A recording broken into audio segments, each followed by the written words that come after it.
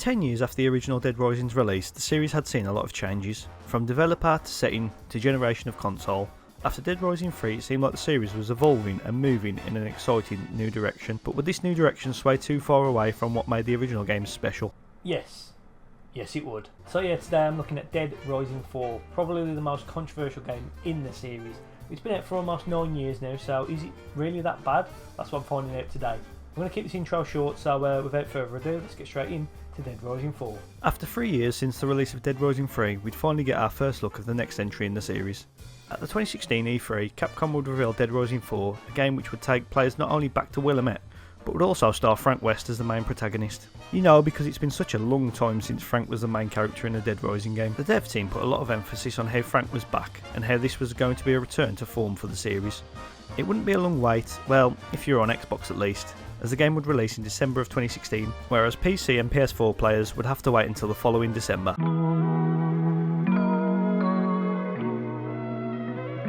Dead Rising 4 takes place just under a year after the events of Dead Rising 3. After doing a bit of research, it does seem like they are set within the same universe, even though there's not much mention of the events of Los Perdidos in the game. The game starts in September 2021, everyone is now immune to the zombie virus, Frank is now a professor teaching journalism and photography, after having his career derailed trying to expose the government involvement in the outbreak. Frank is invited out by one of his young female students. You're playing a very dangerous game there, Frank. She tricks him into going into a government research facility where they find experiments being done on zombies involving cloning. After they get spotted, Vic, Frank's student, runs away leaving him behind. Then we get the game's opening credit scene, which is probably the best part of the game.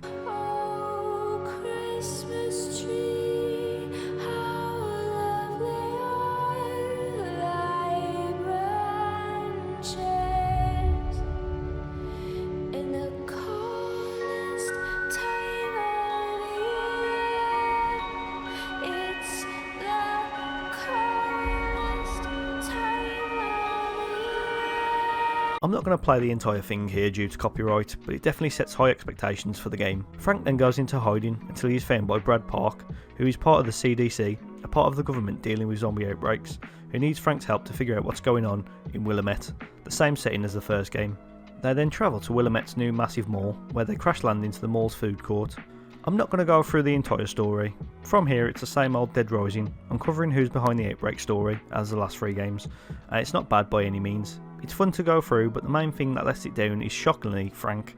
This new Frank is a bit of an arsehole, and he's just here to say a funny one-liner every now and again. You messed with my camera again, right? You're a quick one. That's what she said. The previous 3 protagonists all had reasons to get behind them, and their motives, OG Frank included. But like I said, Frank in this game is just a bit of a knob. Now this is the part of the video where I just say, like previous games in the series, Dead Rising 4 has multiple endings, but it doesn't. It only has one ending, and it's not a very good one. It kind of sums up Dead Rising 4's experience really. Overall, Dead Rising 4's story isn't bad, but it just lacks a lot of depth the previous games had, especially with the psychos and survivors, which I'll talk about a bit later.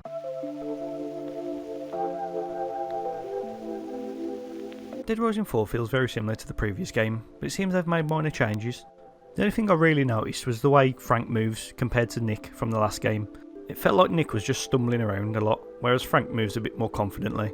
Oh, and this wouldn't be a Frank game without the camera mechanic, which has a few different uses this time round, but you can just use it to take fun pictures throughout the game. Honestly, the changes aren't that noticeable. The main changes come in the way how weapons and combos work. Weapons have now been broken up into 3 separate groups, these being melee, throwables and range weapons, with food items being separated also. It kind of takes away from the whole survival aspect of the game. Rather than starting with a few slots in your inventory, you now start with 4 in each weapon type and 3 for health items. Dead Rising 4 feels a lot more arcadey. I never really paid too much attention to what I had in my inventory, whereas previous games it was a big part of the game, making sure you weren't wasting the limited space you had. Other than that, I don't think there's much difference from the previous games. It feels like the same old hack and slash gameplay the series is known for. As for the visuals, it looks okay. Yeah, just okay. It's not a bad looking game, but I was never blown away by it. I think a major reason for that is because the map and world of Willamette just feels quite flat compared to Los Perdidos. In the previous game it just seems like there was a lot more to look at and a lot more going on around you, which made it visually look way more impressive than Dead Rising 4. I don't know how to fully explain it, so here's a quick comparison.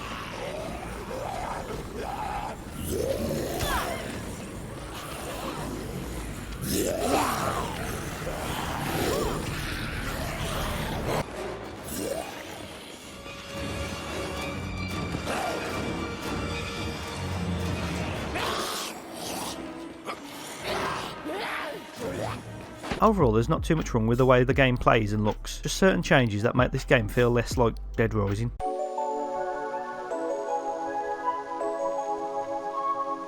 When it comes to weapons in Dead Rising 4, there's still tons of fun to have with the combos, and it seems like they've tried to make them even more crazy than the last game. And also, you can do combos without having to pick up both items. If you walk past an item on the floor and it matches to one in your inventory, you can do the combo straight away. And just like Dead Rising 3, the items have been broken up into categories, making it easier to put together certain combos. It's hard to say what weapons have been taken out and what's been put in, other than the Christmas stuff obviously. But yeah, you still have the feeling of everything can be used as a weapon. The only problem I had with the new weapon system was the fact you couldn't really use the weapon the way you wanted to. You see, in this game, Frank always has one of each of the 3 categories equipped, so no matter what action you do, you'll switch to that category. This means no more throwing dildos at unsuspecting survivors like I did in previous games. Come to think of it, I haven't even seen a dildo throughout my whole playthrough. Now that's a sentence I thought I wouldn't say when talking about this series. Vehicles haven't changed much in terms of gameplay, you can still make combo vehicles, and there is tons of new vehicles added on top. Dead Rising 3 didn't really add anything too crazy when it came to vehicles, but this time around you get the quad bikes, snowmobiles, and even old classic cars. That's not all though. Inside the mall there's tons of smaller vehicles to use, golf carts, segways, and the return of this mad whip. All of them can also be turned into combos as well, to make traversing this massive mall a bit more fun. There's also vendors in each safe house which are dotted throughout the map. Once you clear the safe house of zombies, you can then use the cash you've earned to buy ready-made combo weapons or vehicles, and even maps of collectibles and blueprints, and also clothing items. I used this a lot to buy weapons when I was running a bit low, but to be honest, the collectibles aren't that hard to find. There's really no need to buy any of these maps, but still this is a great addition and gives you more of a reason to explore the map. I just wish there was some sort of sell mechanic to get a bit more money. I almost completely forgot to mention there's also an exosuit in the game. That's because it's a bit forgetful. I'm still confused as to why they added this, as it doesn't really add too much to the overall experience. It's essentially used in certain boss fights, and I mean there are certain unique weapons you can use when you have it equipped, but honestly I rarely used it and almost completely forgot to talk about it. The last thing to talk about is the upgrades. You can still earn points every time you level up, but rather than having to use about 3 or 4 points to just upgrade your health once, each point you use feels impactful and improves some stats. After playing this, I have to say Dead Rising 4 doesn't do too much wrong in terms of the amount of weapons and vehicles to play around with, but it does feel a bit restricted in how you can use those weapons now that they're split up into their own individual groups.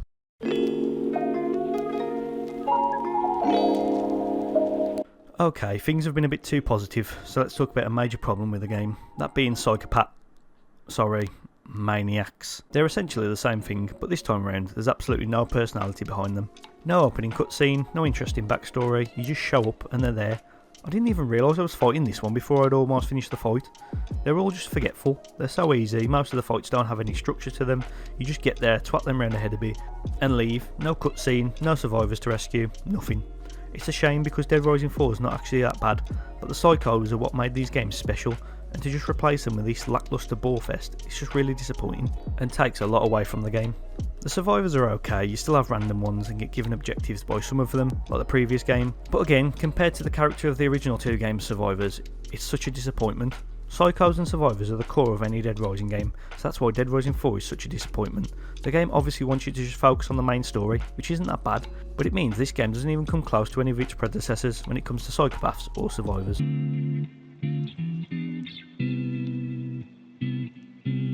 Another frustrating thing about this game is how its map is set up. When you first enter the map, you start in the new Willamette Mall, and it is unreal. It's so detailed and looks super interesting.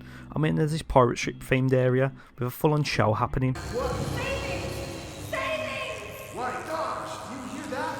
It sounds like someone's in trouble. Excuse me, miss. Are you calling for help? No. Now here's the problem. You spend about half an hour in the mall, then you enter the town itself, which 90% of it looks like this. It's not a bad map, there's some interesting areas, but compared to Los Perdidos or even Fortune City, the map of Dead Rising 4 as a whole is just boring. It kinda looks like the setting of one of those shitty Hallmark Christmas movies that's set in a small town. I just don't get why they went through all the trouble of making this super detailed mall if you rarely spend any time in it. I wish they actually just based most of the game in the mall, similar to the first game, and spent more time expanding on it, because this could have been a great game in the series, but instead we just get this. Last thing I want to touch on is the setting of Dead Rising 4. The game's set at Christmas, if you hadn't already guessed, and they've done a great job of setting the tone right. Everything from the decorations in the mall and town, Christmas lights and trees in the snowy streets, a Santa's grotto in the mall, and of course the Christmas music that plays in the pause menu and on the radio in the cars. Every time Christmas comes around, I hate the fact that one thing I want to do is play Dead Rising 4. because it just gets the setting absolutely spot on. It's just a shame that the rest of the game is mediocre at best.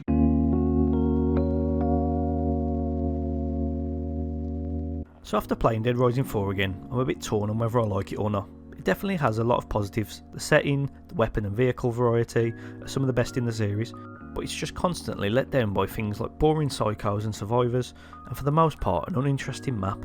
All in all, I can't sit here and say Dead Rising 4 is a bad game, because it's not. It gets a lot of things right, but the one major problem it has is that it no longer does the things that made every other game in the series special, and that's why Dead Rising 4 is the game that killed the franchise. So that is it for Dead Rising 4, and of course I've got to put it in the tier list, and I'm going to put it in B tier. It's actually not a bad game, it's just not a really good Dead Rising game. It takes a lot of stuff that makes Dead Rising games special, and it takes it out. The psychopaths are boring, there's not really any story behind them, or intro cutscenes or outro cutscenes. They're just kind of just there, and it takes a lot out of what made the Dead Rising series special in the first place. Same with the survivors. The map isn't that interesting, except for the mall. The mall's really detailed and there's a lot to explore, but they should have just focused on that rather than the boring streets of Willamette. But overall, it's not a bad game. The weapons are fun, the vehicles are fun, the upgrade system's the best it's been. But yeah, it's just not a really good Dead Rising game. If this was called Dead Island 3 or something, it'd be fine, but it just takes a lot out that makes Dead Rising games special. So for me, it has to be in B tier. But yeah, if you have enjoyed today's video, please consider subscribing, as I've done a video on every other Dead Rising game, including Off the Record, and I will be talking about the Deluxe Remaster very soon. And yeah, a new series will be starting in the sort of retrospective format very soon. Best way to keep up to date with that is to please subscribe to the channel, as I post a lot in the community tab of what's going on and when the next video is. And yeah, comment down below what's your favourite Dead Rising game. Did you like Dead Rising 4? I personally quite enjoyed it, but I know a lot of people don't, so yeah, please leave a comment down below what you actually thought of Dead Rising 4. But yeah, that is it for today. Thank you so much for watching. I am very close to 300 subscribers. I'm only about 18 subscribers away, so please, if you are new to the channel, please consider subscribing, leave a like on the video, and yeah, that is it for today. Thanks for watching, and as always, I'll see you when I see you.